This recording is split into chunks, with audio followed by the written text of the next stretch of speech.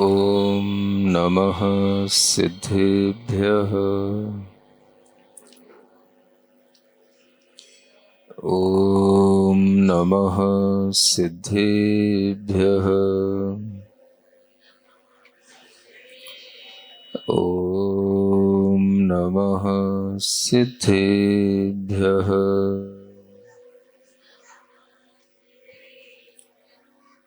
तीन लोक में चार हैं, मंगल शरण व श्रेष्ठ। अरहत सिद्ध व साधुगण, धर्म जैन जग ज्येष्ठ। तीर्थंकर जिन देव की, जिन वाणी को ध्याय। सार्वधर्म संक्षेप से, कहूँ चित्त हुलसाय। देवादिदेव आदिम तीर्थंकर श्री ऋषभनाथ भगवान की, वर्तमान शासन नायक श्री वर्धमान महावीर भगवान की, परम पूज्य आचार्य गुरुवर श्री विद्यासागर जी महाराज की,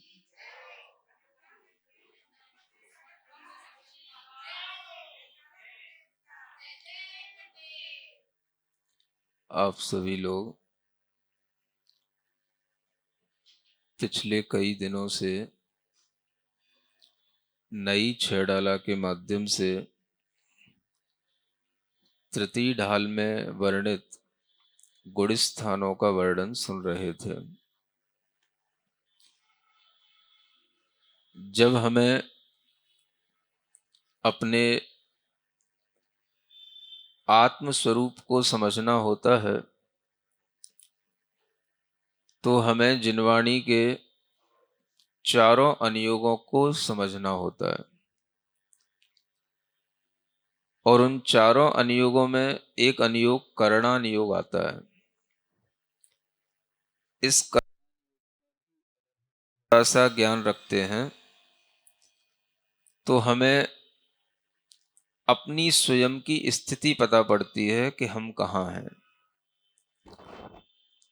एक तो बाहर से अपने को पता होना हम कहाँ हैं, और एक भीतर से अपने को पता होना कि हम कहाँ हैं।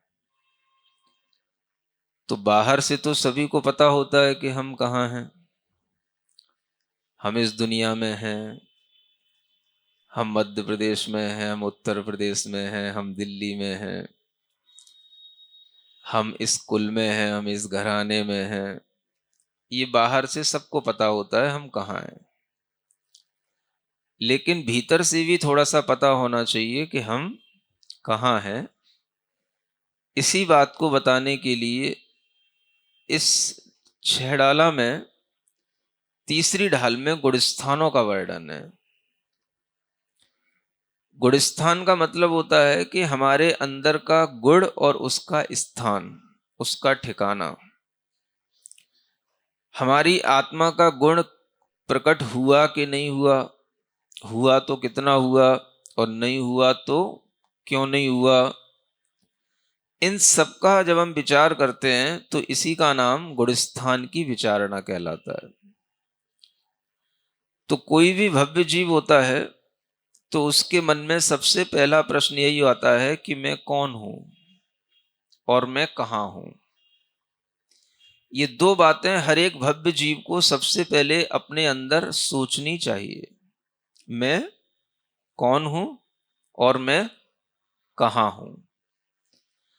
तो जब ये बात आपके सामने आती है तो उस समय पर आपके मन में ये विचार तो कभी कभी आ ही जाता है कि मैं कौन हूं। तो सभी लोग कहने लग जाते हैं मैं आत्मा हूं, मैं चेतना हूं, मैं जीव हूं, है ना। लेकिन इसके साथ साथ मैं कहां हूं, ये विचार भी अपने अंदर थोड़ा सा जब आएगा तो हम समझ पाएंगे कि हम कहाँ होते हैं, गुड़स्थान क्या होते हैं, और हमें किस ढंग से अपने भावों को ऊपर उठाना चाहिए। तो इसी बात का विचार करने के लिए गुणस्थान आपके समक्ष आते हैं।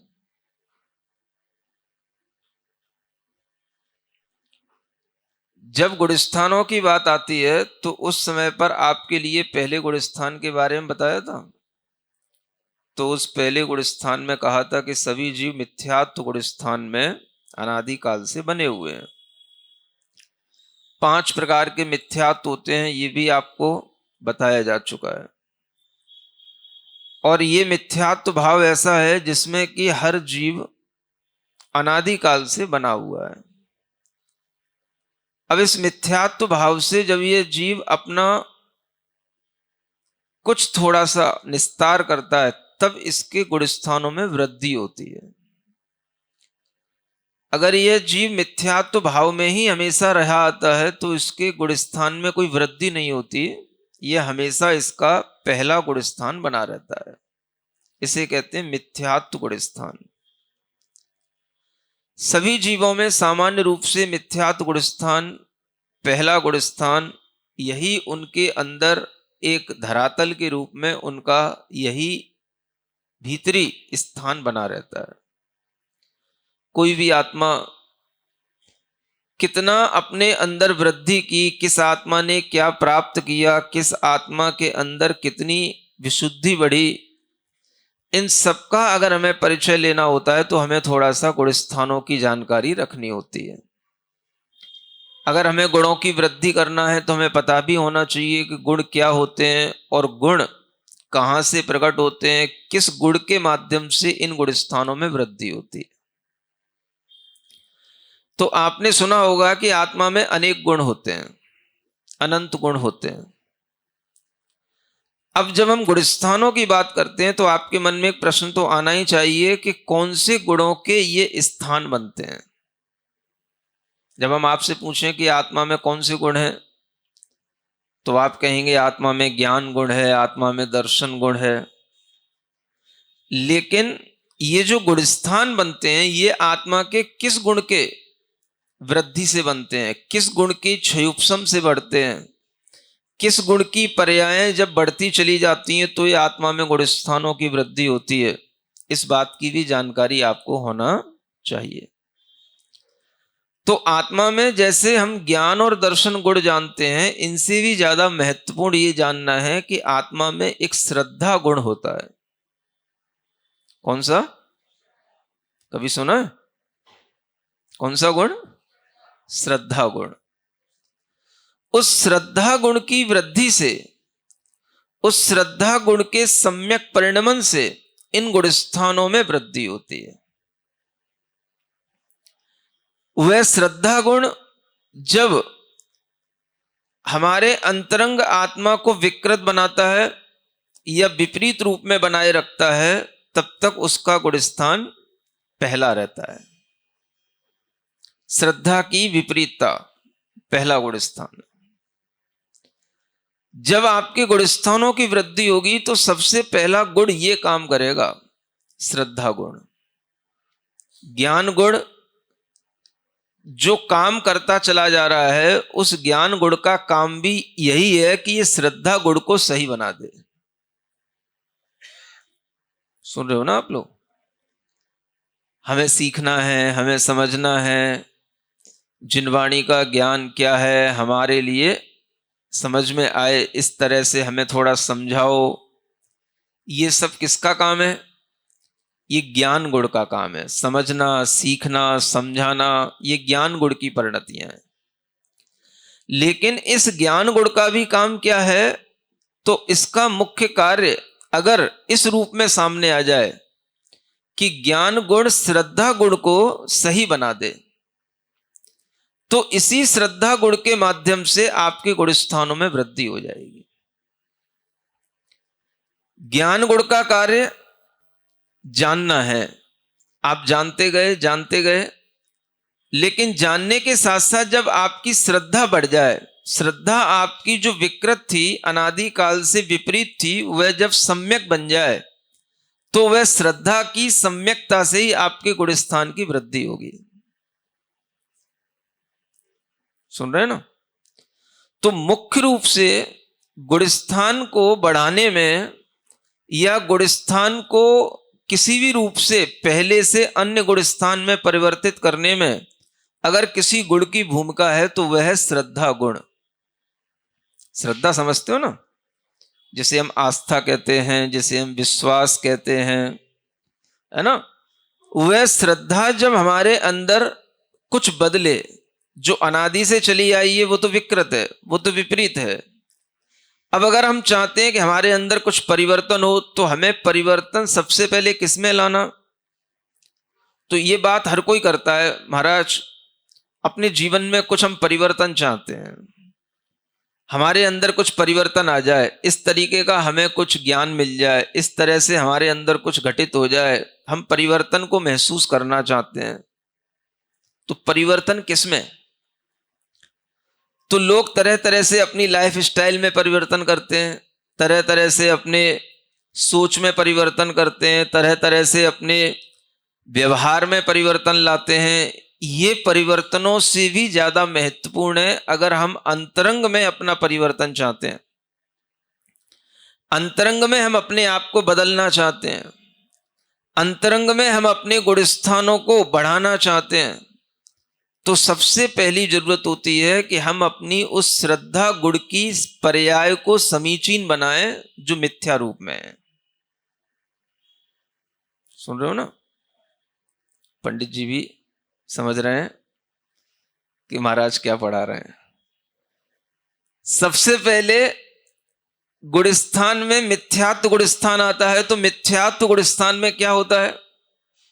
ज्ञान विपरीत नहीं होता, श्रद्धा विपरीत होती है।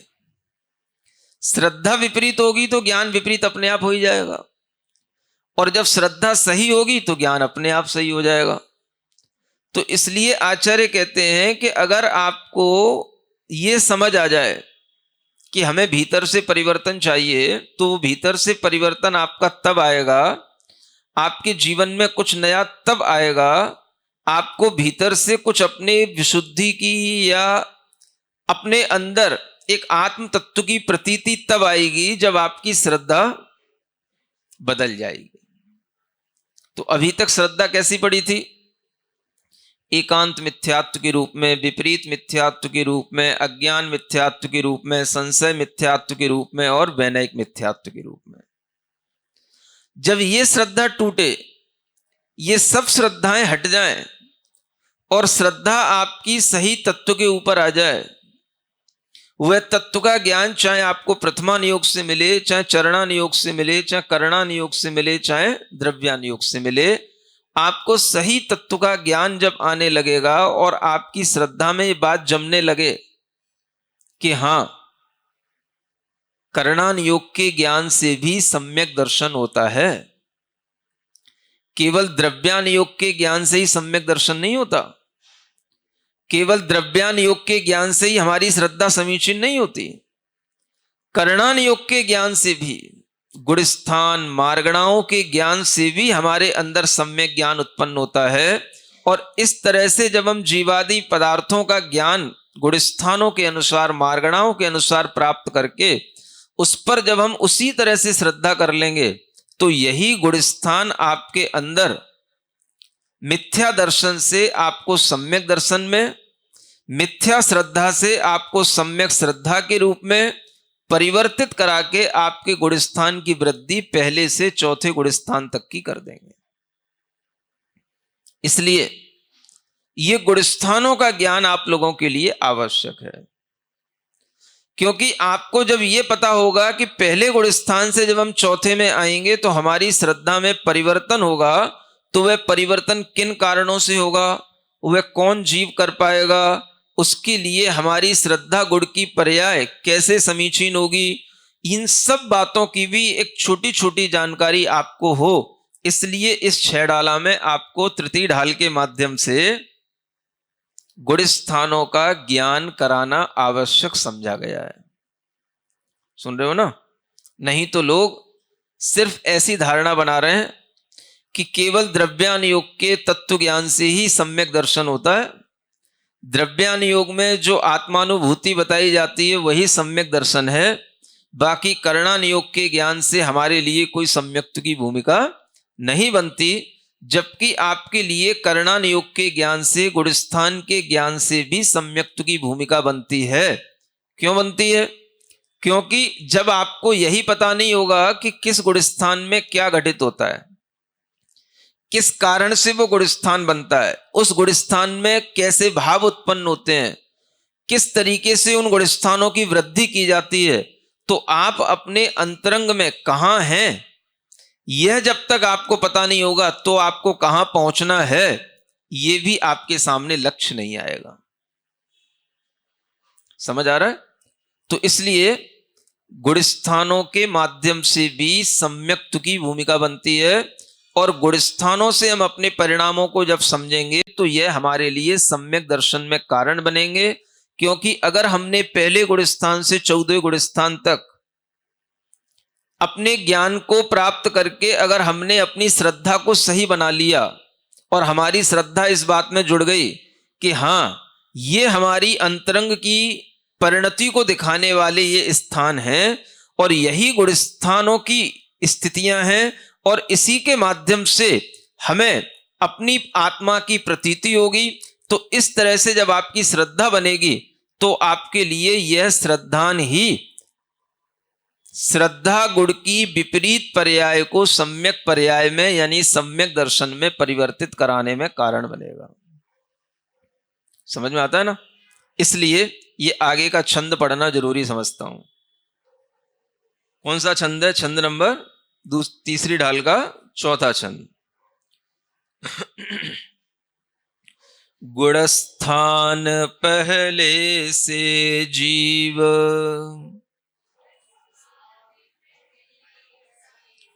चौथो पंचम साते, कोई भी एक प्राप्त कर सके, भव्य जीव क्रम नाते, जो अनादि मिथ्या दृष्टि है,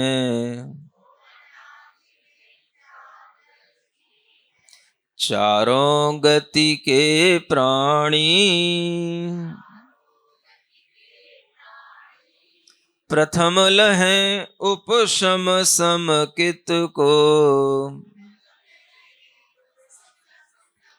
पंचलब्धि वश ज्ञानी। पढ़ो एक बार।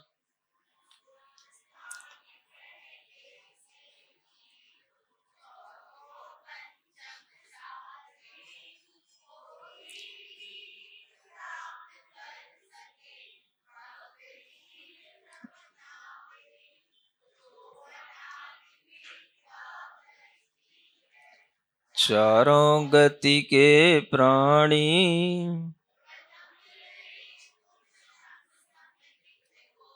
पंचलब्धि वश ज्ञानी। यह यहां पर अब गुणस्थानों को आगे बढ़ाने की भूमिका होती है। क्या है कि अगर आपको यह पता होगा कि पहले गुणस्थान से जीव उठ करके ऊपर कौन कौन से गुणस्थानों में जा सकता है, तो आप समझ सकेंगे कि हम कौन कौन से गुणस्थानों की प्राप्ति के लिए पुरुषार्थ करें। तो पहली लाइन में क्या लिखा है, पढ़िए। गुणस्थान पहले से जीव, चौथो पंचम सातें। मतलब पहले गुणस्थान से जीव चौथे गुणस्थान को प्राप्त कर सकता है, पहले गुणस्थान से जीव पांचवें गुणस्थान को प्राप्त कर सकता है, और पहले गुणस्थान से जीव सातवें गुणस्थान को प्राप्त कर सकता है। पहले गुणस्थान का नाम तो आपको पता ही है, मिथ्यात्व गुणस्थान। चौथे गुणस्थान का नाम आपको पता ही होगा, क्या है बोलो? अविरत सम्यक्त्व। और पांचवें गुणस्थान का नाम देश संयत, और सातवें गुणस्थान का नाम अप्रमत्त संयत नाम का यह गुणस्थान है। तो पहले गुण स्थान से जीव चौथे गुण स्थान को भी प्राप्त कर सकता है, पहले गुण स्थान से पांचवें को भी कर सकता है, और पहले से सातवें को भी प्राप्त कर सकता है। कोई भी एक प्राप्त कर सके, भव्य जीव क्रम ना तय। इसके लिए यह क्रम नहीं है जो अक्सर आपको बताया जाता है कि पहले हम चौथा गुण स्थान प्राप्त करेंगे, फिर हम पांचवें में जाएंगे, फिर हम सातवां छठवां गुण स्थान प्राप्त करेंगे। तो अक्सर लोगों के दिमाग में यह रहता है कि सबसे पहले हम गृहस्थ लोगों को चौथे गुण स्थान की प्राप्ति करने के लिए, सम्यक्त्व की प्राप्ति करने के लिए ही पुरुषार्थ करना चाहिए। पहले यही गुण स्थान होता है, क्रम में तो पहले यही आता है। लेकिन जब विशुद्धि बढ़ती है, जब हमारे अंतरंग में कर्मों का क्षयोपशम बढ़ता है, और हमारे अंदर इस विशुद्धि की तीव्रता से ऐसा भी संभव हो सकता है कि हम पहले से चौथा तो प्राप्त कर ही सकते हैं अगर हम केवल सम्यक्त्व के लिए पुरुषार्थ कर रहे हैं तो। लेकिन अगर हम सम्यक्त्व के साथ साथ देश संयमी होने का पुरुषार्थ करेंगे तो पहले से पांचवां भी गुण स्थान आ जाएगा। और अगर हम पहले गुण स्थान से सातवां भी गुण स्थान प्राप्त कर लेते हैं तो तब होता है जब हम सीधा धरातल से महाव्रती बनने का पुरुषार्थ करने लग जाए। सुन रहे हो ना? यानी कोई जीव सीधा सीधा प्रथम गुण स्थान से महाव्रती अगर बनता है तो वह डायरेक्ट सातवें गुण स्थान को प्राप्त होता है, और जिसका गुण स्थान सातवां हो जाएगा वो नियम से सम्यक दृष्टि तो होगा ही। क्या सुन रहे हो? जिसका गुण स्थान पांचवां हो जाएगा वो नियम से सम्यक दृष्टि तो होगा ही। लेकिन आजकल लोगों के दिमाग में ये छा गया है कि सबसे पहले सम्यक दृष्टि बनो, तब हम जाकर के फिर थोड़ा सा गृहस्थों वाला 12 व्रतों का पालन करेंगे, तब कुछ चारित्र लेंगे, तब देश संयमी होंगे, फिर कभी जीवन के अंत में देखेंगे तब हम जाकर के कुछ महाव्रतों का सोचेंगे, है ना? जैसा अधिकतर विद्वान सोचा करते हैं। सतना के पंडित जी बैठे हैं तो अधिकतर विद्वान इसी तरह से सोचते हैं और इसी तरह का व्याख्यान देते हैं, है ना? आचार्य गुरु महाराज हमेशा इस बात पर जोर दिया करते थे और इस बात को हमेशा वह काटा करते थे। जो लोगों की ये धारणा बनी हुई है कि हमेशा ये धारणा बन चुकी है पिछले ग्रंथों को पढ़ने से कि पहले गुण स्थान से पहले चौथा गुण स्थान होता है, हमें सबसे पहले सम्यक्त्व की प्राप्ति ही होती है, हमें पहले सम्यक दर्शन के लिए पुरुषार्थ करना चाहिए। इस तरह की लोगों में जो विद्वान लोग हैं, विशेष तौर से जो समयसार पढ़ने वाले लोग हैं, उनमें इसी तरह की धारणा बनी हुई है। और आचार्य महाराज हमेशा अपने प्रवचनों में इस धारणा को तोड़ने के लिए ये वह ज्ञान अवश्य दिया करते थे जो यहां पर लिपिबद्ध किया गया है। ये उन्हीं की भावनाओं के अनुरूप इस ज्ञान को यहां पर लिपिबद्ध किया है, क्योंकि जो आचार्य महाराज कह रहे हैं वो तो सुनने वालों ने सुना और सुन करके भूल गए, लेकिन उनके मन का अभिप्राय जो सम्यक है, अगर हम उस अभिप्राय को किसी ना किसी रूप से ग्रंथ का विषय बना देते हैं तो ये अभिप्राय हमेशा के लिए समीचीन रूप से सबके ज्ञान का विषय बनेगा। और ये अभिप्राय आचार्य महाराज का अमर हो गया इस लाइन के लिखने से। सुन रहे हो? हाँ, ये सभी विद्वान जानते हैं, जिन्होंने आचार्य महाराज को सुना है वो सब जानते हैं। आचार्य महाराज के सामने जब भी विद्वान लोग आते थे तो वो हमेशा कहते थे, आप लोगों ने क्या धारणा बना रखी है कि पहले गुण स्थान से चौथा गुण स्थान होता है? ये तो कोई कहता ही नहीं पहले से डायरेक्ट सातवां होता है। कैसे होगा सातवां? अब सोचो आप, होता तो है, कोई अनादि मिथ्या दृष्टि भी है, भव्य जीव होना चाहिए। अभव्य की बात नहीं है। कौन से जीव की बात है? भव्य जीव। गुण स्थानों में परिवर्तन आएगा, किसमें आएगा? भव्य में आएगा। अनादि काल से जिसने कभी सम्यक्त्व को प्राप्त नहीं किया, अनादि काल से जो पहले ही गुण स्थान में रहा, आज उसके सामने कुछ ऐसा निमित्त बन जाए, वो देव शास्त्र गुरु की सन्निधि में आ जाए, उसके लिए तत्व और कुतत्व का ज्ञान हो जाए, और वह जब शास्त्र के माध्यम से या गुरु के उपदेश के माध्यम से थोड़ा सा भी ये जानने लग जाए कि मैं कौन हूं, तो मैं शरीर मात्र नहीं हूं, मैं मनुष्य मात्र नहीं हूं, मैं ये मनुष्य से, शरीर से, वेदों से, क्रोध आदि कषायों से अलग कुछ मैं शुद्ध आत्म तत्व हूं। ये उसके ज्ञान में केवल इतना सा भाव आ जाए और वह विचार करने लगे कि मुझे शरीर और मन और भावों से भी ऊपर उठ करके कुछ अपने लिए करना है, तो वह तुरंत गुरु महाराज के चरणों में आएगा और आकर के निवेदन करेगा, महाराज मुझे अपने आत्म कल्याण का मार्ग बताओ। समझ में आ रहा है? जैसे अंजन चोर, उसको विद्या सिद्ध हुई और सीधा कहां पहुंचा? जो नंदन वन में मुनि महाराज के पास में पहुंचा और वहां पर सेठ जी के माध्यम से पहुंचा, तो मुनि महाराज ने उससे कहा,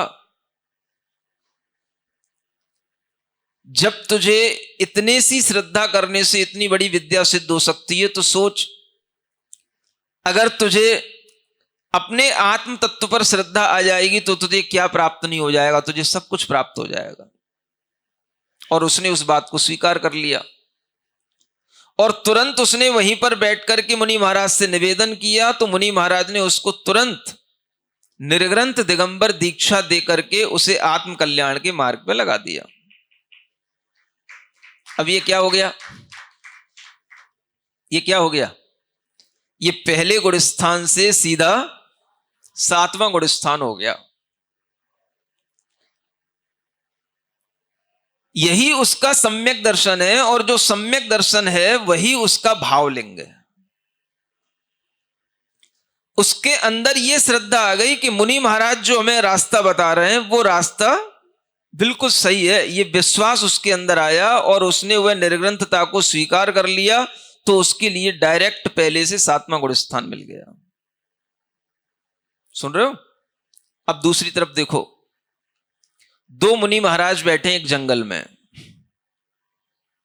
कहां ध्यान है? क्या कह रहा हूं? दो मुनि महाराज बैठे हैं एक जंगल में, और एक सिंहराज है, वनराज। वो अचानक से उनके सामने हिंसा करते हुए उनके सामने आ जाता है, और उसको देख करके वह मुनि महाराज समझ लेते हैं कि यह कोई भव्य जीव है। और वह वनराज जो सिंह है वह भी मुनि महाराज को देख करके एकदम शांत परिणामी हो जाता है। एक तरफ वह कहीं हिरण का वध कर रहा था, उसको मार रहा था, और एकदम से उसने मुनि महाराज को देखा तो एकदम से शांत होकर के बैठ गया। सुन रहे हो? अब क्या होता है? दो मुनि महाराज हैं और एक सिंह है सामने। वक्ता दो हैं और श्रावक एक है। अभी वो श्रावक बना नहीं है, श्रोता एक है। अब उस श्रोता के लिए वह दो मुनि महाराज एक साथ सुनाते हैं, उसको उपदेश देते हैं कि हे वनराज, हे सिंहराज, तू ये क्या कर रहा है? तू भव्य प्राणी है, निकट भविष्य में तेरा मोक्ष होगा, तेरे अंदर इतनी योग्यता है कि तू धर्म तीर्थ का प्रवर्तक होगा, तेरे अंदर इतनी योग्यता है कि तू तीर्थंकर बनेगा, और वर्तमान में तू क्या कर रहा है? जीवों को मार रहा है, हिंसा कर रहा है। यही सबसे बड़ा पाप है। इस पाप को जब तू छोड़ेगा, तभी तेरी इस काया से तुझे निस्तार होगा, नहीं तो तू ऐसा क्रूर प्राणी बनकर के हमेशा जीवों का भक्षण करते हुए, उनको मारते हुए पाप की वृद्धि करता रहेगा। इसलिए तेरे लिए आज समय आया है कि तू यहां आकर के बैठा, तेरे परिणामों में कुछ निर्मलता आई, तब तेरे अंदर कुछ शांति दिख रही है।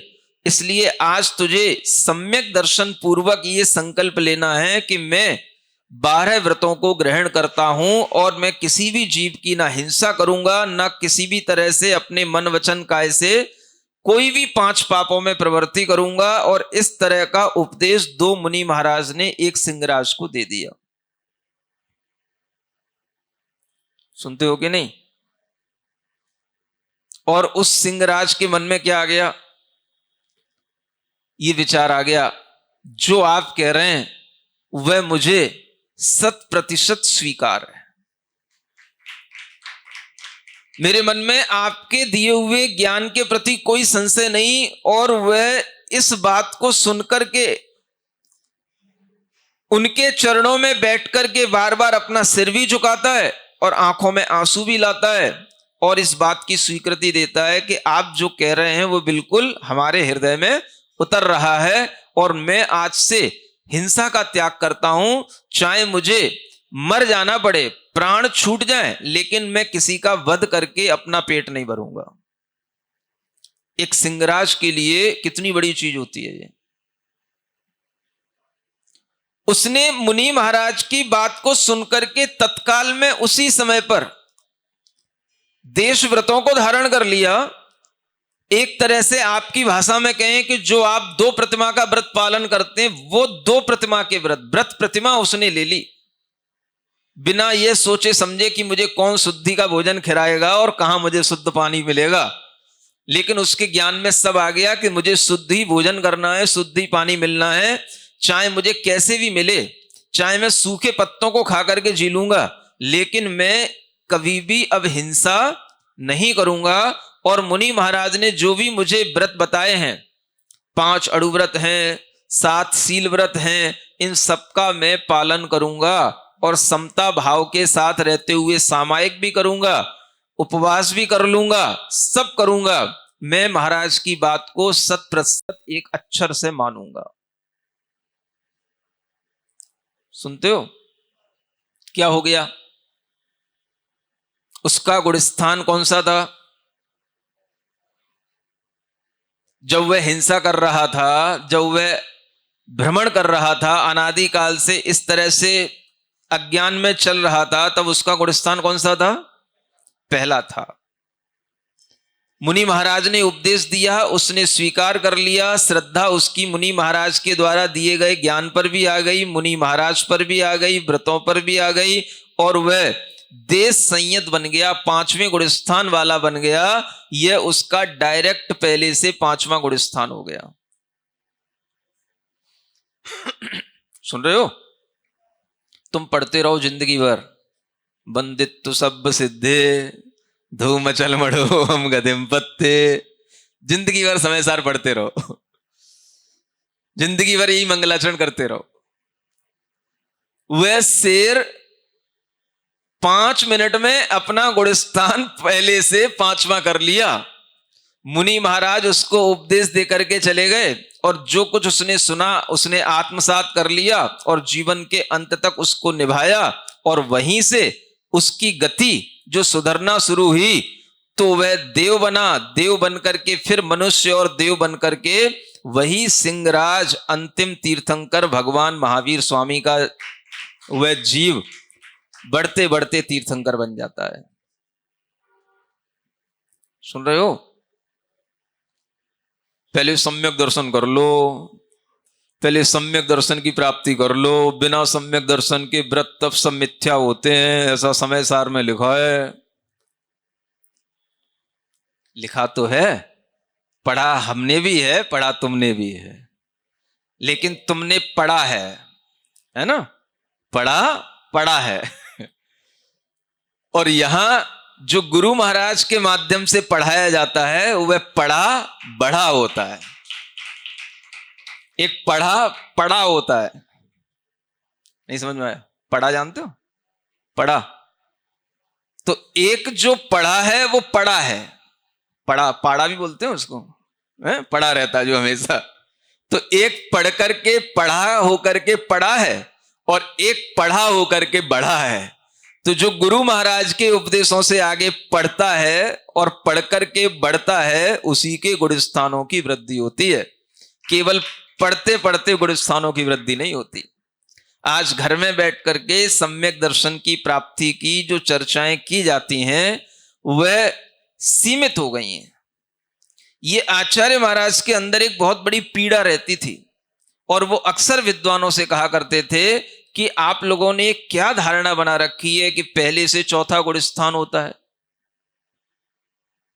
पिछली ढाल पढ़ो, वो 6 डाला, तो सम्यक दृष्टि होए बहुरी दृढ़ चारित्र लीजिए। पहले सम्यक दृष्टि हो जाए फिर चारित्र लेना, ऐसा लिखा है ना। तो लोग वही पढ़ पढ़ करके बस धारणा बना लिए, पहले सम्यक दृष्टि हो ले फिर चारित्र लेना बहुरी। नहीं समझ में आया? तो ये जो ज्ञान घुट्टी में पिलाया जा रहा है, इसी ज्ञान के कारण से व्यक्ति अपने गुणस्थान को बढ़ा नहीं पा रहा। और जो शास्त्रों में कहा है कि तू इतना बड़ा सिंह है कि तुझे जरूरत नहीं है कि पहले से चौथे गुणस्थान को प्राप्त हो, तू तो सिंह वृत्ति को धारण करने वाला महामुनि बनकर के पहले से डायरेक्ट 7वां गुणस्थान प्राप्त कर सकता है। इतनी बड़ी चीज हमें शास्त्रों में दी है और हम वही पढ़ते रहते हैं। सम्यक दृष्टि होए बहुड़ी, तो पहले सम्यक दृष्टि होए तब दृढ़ चारित्र लीजिए, तब चारित्र लेना है। तो सबके ज्ञान में ये बैठ गया है, वो 6 डाला पढ़ पढ़ करके। समझ आ रहा है? तब आचार्य महाराज का ये जो ज्ञान में सुनता रहता था, उनकी भावना को मैं पकड़ता रहता था कि वो क्या कहना चाह रहे हैं। कहेंगे तो कभी 1 बार कहेंगे, 2 बार कहेंगे, 4 बार कहेंगे उनने अपने जीवन में, लेकिन जो जो बातें कहीं और जो समझ में आई कि ये बातें बहुत बड़ा एक अंतर बना रही हैं, वह आचार्य महाराज की बातों को भी ध्यान में रखते हुए यथा समय जहां उचित समझ में आया, इन सिद्धांत की बातों को भी इस 6 ढाला में पिरोया गया है। समझ में आ रहा है ना? हाँ। तो आचार्य महाराज ने अपने मन से नहीं कहा, ये बात सिद्धांत में लब्धि सार आदि ग्रंथों में भी स्पष्ट रूप से लिखी हुई है। पहले से चौथा गुणस्थान भी होता है, पहले से 5वां भी होता है और पहले से 7वां भी होता है। तो हम क्रम से ही क्यों चलना चाहते हैं? सबने सोच रखा है क्रम से चलो, इसलिए यहां क्या लिखा है? क्रम ना तय। इसलिए क्रम नहीं है। भव्य जीव कोई भी एक गुणस्थान पहले से चौथा भी प्राप्त कर सकता है, तो पहले से 5वां भी कर सकता है, पहले से 7वां भी कर सकता है। ये क्रम नहीं है जो आपने अपने दिमाग में बिठा रखा है, पहले सम्यक दृष्टि होए बहुरी फिर चारित्र लीजिए। ये क्या मतलब होता है? सीधे सीधे भी आप अगर चलेंगे तो मोक्ष की प्राप्ति सीधे सीधे भी आपको 7वें गुणस्थान से मोक्ष मार्ग बन करके हो सकती है। इसलिए यह भाव भी हमारे ज्ञान में आए और हमारी श्रद्धा केवल इसी रूप में ना रहे कि पहले सम्यक दर्शन होगा तब सम्यक चारित्र होगा। अरे भाई, डायरेक्ट सम्यक चारित्र होगा तो सम्यक दर्शन उसके साथ अपने आप हो जाएगा। और सम्यक दर्शन कोई चीज नहीं है। आपने गुरु की बात को यह मान लिया, हां गुरु ने जो कहा वो बिल्कुल 100% सही है, उसमें मुझे कोई शंका डाउट कुछ भी नहीं है। बस इसी का नाम है सम्यक दर्शन। उसके साथ में जो आपने यह लिंग धारण किया उसी का नाम है भावलिंग। ये हवा बना रखा दुनिया में, द्रव्यलिंग, भावलिंग, भावलिंगी मुनि महाराज। अरे भाई, जिनके पास में यथार्थ सम्यक दर्शन का भाव होगा, सम्यक ज्ञान होगा, वह भावलिंगी ही होते हैं। तो इस भावलिंग की पहचान यही है, जो सम्यक दर्शन के साथ में चारित्र को धारण करते हैं, उन्हीं को भावलिंगी कहते हैं। और सम्यक दर्शन क्या? तो बस श्रद्धा हो जाना।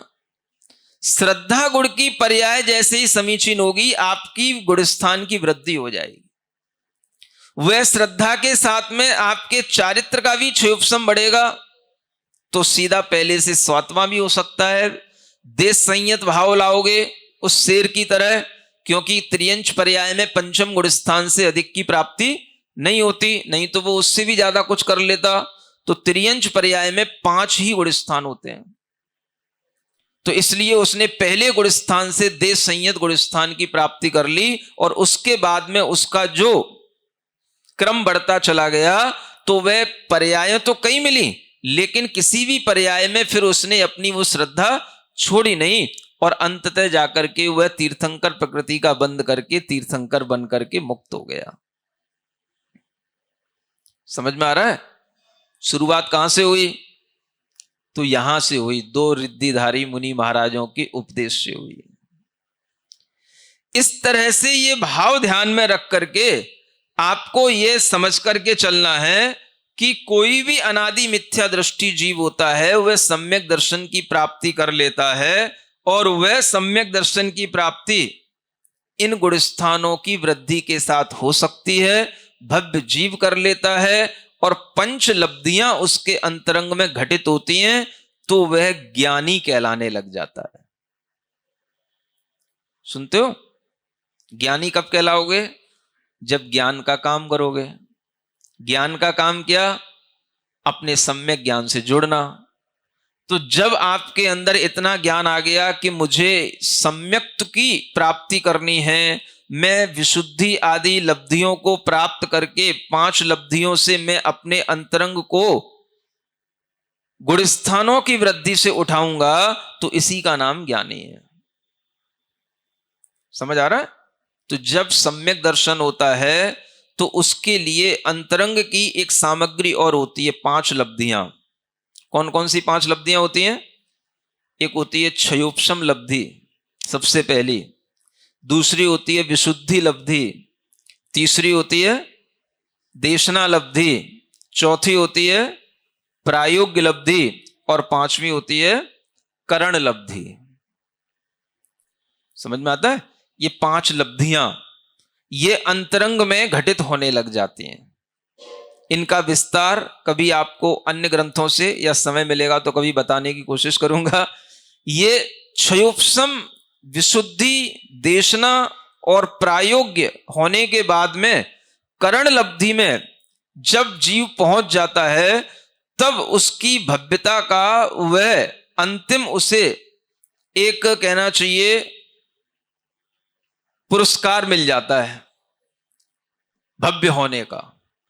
क्योंकि इन 5 लब्धियों में 4 लब्धियां तो अभव्य जीव भी प्राप्त कर सकते हैं, क्षयोपशम, विशुद्धि, देशना और प्रायोग्य लब्धि, लेकिन करण लब्धि सिर्फ भव्य जीव को ही प्राप्त होती है।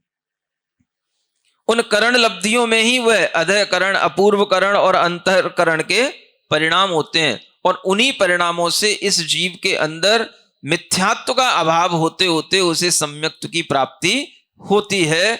तो जब यह जीव सम्यक दर्शन को प्राप्त करता है, तो सबसे पहले उसका सम्यक दर्शन जो होता है उसे उपशम सम्यक दर्शन कहते हैं। क्या बोलते हैं? उपशम। उपशम का मतलब पहले उन कर्मों को वह दबाएगा जिन कर्मों के कारण से इसके अंदर मिथ्यात्व की परिणति थी, श्रद्धा गुण का विपरीत परिणमन था। तो उन कर्मों को दबाने के लिए ये विशुद्धियां बढ़ते बढ़ते 5 लब्धियों के माध्यम से जब आगे बढ़ती हैं, तब अंत में जाकर के करण लब्धि के परिणामों से यह जीव उस मिथ्यात्व को, अनंतानुबंधी कषायों को पूर्णतया अंतर मुहूर्त के लिए दबा करके रख लेता है, एक अंतर मुहूर्त के लिए शांत कर लेता है, और उस शांति के साथ में जो आत्मा का परिणाम ऊपर उभर करके आ जाता है, उसी का नाम सम्यक दर्शन कहलाता है। समझे ना? जैसे गंदला पानी हो और उस गंदले पानी में कुछ आपने फिटकरी डाल दी, तो वो अंदर जो है मिट्टी दब गई, शांत हो गई, तो ऊपर पानी सफेद सफेद निर्मलता के साथ दिखाई देने लगा, वो ऊपर उतराने लगा। इसी तरीके से जब तक हमारी आत्मा के परिणाम मिथ्यात्व कर्म से और अनंतानुबंधी कसायों से मलिन रहते हैं, तब तक तो पहला गुण स्थान। हमने अपने परिणामों की विशुद्धि बढ़ाते हुए इन 5 लब्धियों के माध्यम से उन मिथ्यात्व की कीचड़ को और अनंतानुबंधी की कीचड़ को अपनी ही आत्मा में क्या कर दिया? थोड़ी देर के लिए शांत कर दिया। थोड़ी देर का मतलब इसका टाइम अंतर मुहूर्त से ज्यादा नहीं होता। तो केवल एक अंतर मुहूर्त के लिए इन परिणामों की जब शांति हो गई, तो उस समय पर इस जीव को पहली बार, अनादि काल में पहली बार उपशम सम्यक दर्शन की अनुभूति होगी। उपशम सम्यक दर्शन के परिणाम उत्पन्न होंगे, तब इसको तत्व श्रद्धान की प्रतीति होगी, और इसे एक आत्म तत्व की प्रतीति होगी। हां, मैं इन गुणस्थानों से भी ऊपर उठा हुआ चैतन्य पिंड आत्मा हूं। यह प्रतीति उसके लिए जिस समय पर होगी, वह समय अनादि काल में जब प्रथम बार मिलेगा तो वही समय उसका सम्यक दर्शन की काल लब्धि कहलाएगी। और ये सम्यक दर्शन की यह प्राप्ति जब होती है तो ये एक अंतर मुहूर्त तक ही यह टिकती है पहली बार में, क्योंकि आपने इसको दबाया है, पानी को उपशमित किया है, मैल को उपशमित किया है, तो ये एक अंतर मुहूर्त से ज्यादा इसका टाइम नहीं है, इसलिए इसको उपशम सम्यक दर्शन कहा जाता है। तो अनादि काल से पहली बार जब ये जीव सम्यक्त्व की प्राप्ति अपने ही कर्मों के उपशमन से कर लेता है, तब इसका गुणस्थान बढ़ करके पहले से वह मात्र अगर सम्यक दर्शन प्राप्त किया है तो चौथा कहलाएगा, और उसी समय पर उसके परिणामों में साथ साथ देश व्रतों को लेने का भी भाव आ गया तो पांचवा कहलाएगा, और उसी समय पर कोई सीधा सीधा डायरेक्ट मुनि महाराज बन गया तो सातवां भी हो जाएगा। सुन रहे हो? ऐसे भी मुनि महाराज हुए हैं, चतुर्थ काल में भी होते आए हैं और पंचम काल में भी हुए हैं।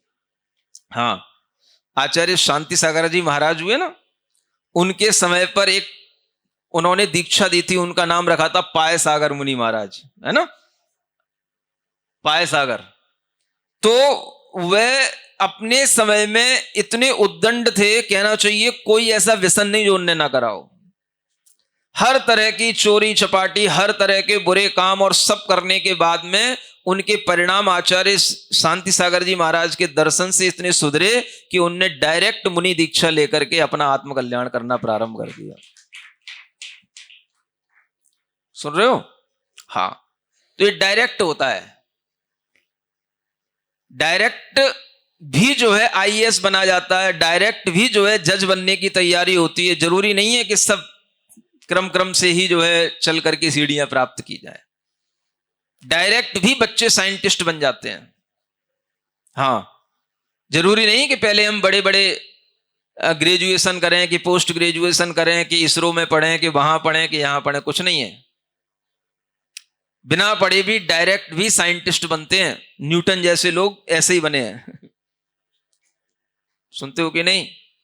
इसलिए अपने गुणस्थान की वृद्धि डायरेक्ट भी, अगर आपका सम्यक दर्शन का भाव उत्पन्न होगा तो वो तो इतने से ही हो जाएगा। गुरु महाराज ने जो कहा वो सब सही है। और चारित्र आपने धारण किया तो वो आपके लिए चारित्र गुण के क्षयोपशम की वृद्धि कराता हुआ वो आपके अंदर संयम का भाव उत्पन्न करेगा, और इधर आपकी श्रद्धा समीचीन हुई, दोनों एक साथ हो गए। इसी गुणस्थानों की वृद्धि के साथ में जो मुनि महाराज रहते हैं उन्हीं को हम भावलिंगी मुनि महाराज कहते हैं। समझ में आ रहा है? और जिनका गुणस्थान न बढ़े, जिनके अंदर श्रद्धा उत्पन्न न हो, तो उनको हम द्रव्यलिंगी मुनि महाराज कहते हैं, है ना। ये भी ध्यान में रखना इसलिए जरूरी है क्योंकि इसके बारे में भी लोग पूछते रहते हैं, चर्चा का विषय बना रहता है। क्या सुना? तो जब आपके अंदर इस तरह की प्रक्रिया घटित होगी तो यह सम्यक दर्शन के साथ में होगी, और यह सम्यक दर्शन ही आपके गुणस्थानों की वृद्धि का कारण बनता है। इसलिए अपने गुणस्थानों को भी बढ़ाना चाहिए और यह विचार करना चाहिए, मैं कहां हूं। कहां हूं माने मैं कहीं मिथ्यात्व गुणस्थान में तो नहीं पड़ा हूं, मैं सम्यक श्रद्धान के साथ में चौथे गुणस्थान में हूं कि पांचवें में हूं कि सातवें में हूं। अलग अलग भूमिका के लोगों को इस तरह के विचारों के साथ में अपने गुणस्थान पर नजर रखनी चाहिए, और गुणस्थान के अनुरूप जो भाव होते हैं उन भावों की संयोजना भी अपने अंदर करते रहना चाहिए। ठीक है ना? तो आप सभी लोग इन पंक्तियों को पढ़ करके इतना समझ लें कि अनादि काल से जिस जीव ने कभी भी सम्यक दर्शन प्राप्त नहीं किया, वह भव्य जीव भी चाहे किसी भी गति का हो, कहीं पर भी सम्यक दर्शन प्राप्त कर सकता है। एक अंतिम बात कि चारों गतियों में सम्यक दर्शन की प्राप्ति होती है। नरक गति में भी नारकी जीव सम्यक दर्शन प्राप्त कर सकता है, चूंकि वहां सिद्धांत है कि वहां पर नारकी जीव चौथे गुणस्थान से अधिक वृद्धि नहीं कर सकता। देव गति में भी जीव चौथे गुणस्थान से अधिक की प्राप्ति नहीं कर सकता। त्रियंच गति में जीव पांचवें गुणस्थान से अधिक की प्राप्ति नहीं कर सकता। लेकिन मनुष्य गति में पंचम काल में भी जीव सप्तम गुण स्थान की प्राप्ति कर सकता है और सप्तम गुण स्थान से अधिक की प्राप्ति नहीं कर सकता है। तो हर गति के लिए यह सिद्धांत निश्चित है। यह जानते हुए आपको केवल जिंदगी भर चौथा गुण स्थान नहीं रटते रहना है। अपनी अपनी भूमिका के अनुसार स्त्रियां पांचवा गुण स्थान प्राप्त कर सकती हैं मनुष्य गति में, और पुरुष सातवां गुण स्थान, छठवां गुण स्थान प्राप्त कर सकते हैं मनुष्य गति में। तो अपने अंदर इतनी योग्यता बढ़ाने के लिए जब हमें ज्ञान होगा तो हम उसी के लिए प्रयत्न करेंगे, तो वही हमारा भीतर का सम्यक पुरुषार्थ कहलाएगा। तो इसलिए लिखा चारों गति के प्राणी, है ना, क्योंकि सम्यक दर्शन मात्र वह देव गति में भी प्राप्त होता है और नरक गति में भी प्राप्त होता है, और सम्यक दर्शन त्रियंच गति में भी होता है। लेकिन कोई त्रियंच जीव संयम भी धारण कर लेता, देश संयम, तो वह पांचवें गुण स्थान को भी प्राप्त कर लेता है, जैसे सिंह आदि।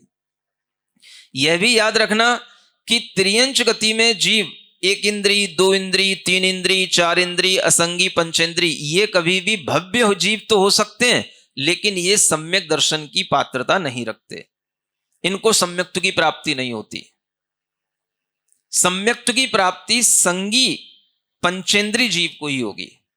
संगी माने जो मन सहित है, ऐसा पंचेंद्री जीव हो, वह फिर चाहे किसी भी गति का हो। तो नार की जीव भी संगी पंचेंद्री होता है, देव भी संगी पंचेंद्री होते हैं, मनुष्य तो संगी पंचेंद्री होता ही है। और त्रियंचों में जो संगी पंचेंद्री होंगे, जैसे सिंह, हाथी आदि, तो ये भी जो है उपदेश आदि को सुनकर के सम्यक्त्व की प्राप्ति कर लेते हैं। इस तरह से सम्यक्त्व की प्राप्ति चारों गति में होती है। कोई भी प्राणी कर सकता है, लेकिन उससे पहले वह अपने अंदर इसी तरह से 5 लब्धियों की विशुद्धियों को प्राप्त करते करते इन करण परिणामों तक जब पहुंचेगा, तब उसे सम्यक दर्शन की प्राप्ति होगी। और अनादि सम्मिथ्या दृष्टि कोई भी जीव होगा तो पहली बार उसे उपशम सम्यक्त्व ही प्राप्त होगा। अन्य जो 2 प्रकार के सम्यक दर्शन है, क्षयोपशम और छायक, उनकी प्रक्रिया आगे बताई जाएगी। लेकिन पहली बार अनादि मिथ्या दृष्टि जो सम्यक दर्शन प्राप्त करता है, उसको कहते हैं उपशम सम्यक दर्शन, और उस जीव को कहेंगे उपशम सम्यक दृष्टि जीव। इसी को कहते हैं प्रथमोपशम सम्यक दर्शन।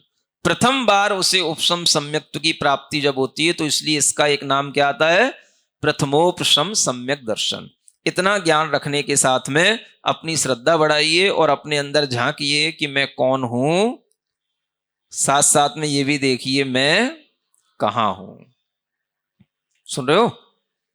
ये तो सब जानना चाहते हैं मैं कौन हूं, मैं कौन हूं, लेकिन ये भी देखिए कि मैं कहां हूं, कौन से गुण स्थान को बिलोंग कर रहा हूं। तो ये जब आपके अंतरंग में आएगा, तब आपके लिए उन गुण स्थानों के विश्वास के साथ कर्मों की क्षयोपशम दशा भी बढ़ेगी, और कर्मों का जो मिथ्यात्व आदि का जो आवरण है वो भी हटेगा। इस तरह से सम्यक्त्व की प्राप्ति के साथ गुण स्थानों की वृद्धि सभी भव्य जीव करें। ओम अरहम नमः।